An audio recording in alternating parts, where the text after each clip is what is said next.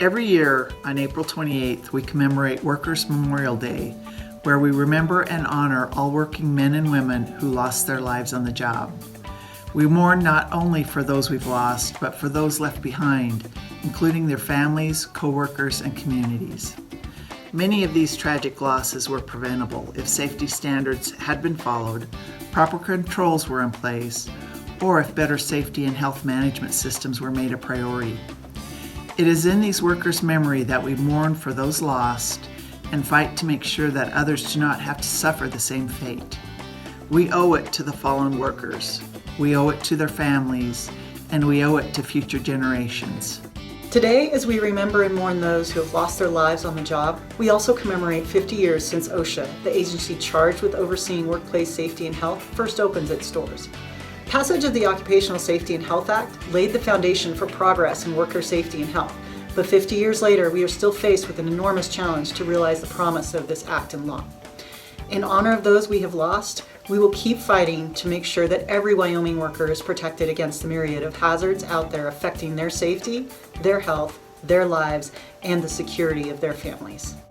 We know that many workers are at increased risk, sometimes because of the jobs they do, but also because of factors like a weakened safety culture or lack of training or hazard awareness. Too often, workers are not aware of their rights or may feel uncomfortable raising safety concerns. From the very first day on the job, every worker is entitled to a safe and healthy workplace that is free of hazards. A safe workplace isn't a privilege, it is every worker's right. The right to a safe workplace also comes with responsibilities. Workers must commit to using the training provided by their employers and by OSHA to ensure their own safety and the safety of their coworkers. All the training in the world is useless unless it is implemented. When employers listen to their employees and when workers understand their rights and use their rights without fear of retaliation, workplace deaths, injuries, and illness can be prevented. There's still a lot of work to do to reaffirm our commitment to worker safety and reestablish trust that our safety programs are advocating for workers, including those most vulnerable. This starts with focusing on the agency's mission of protecting all workers. We have to continue educating workers and employers on hazards, and we have to make sure they are addressing those hazards.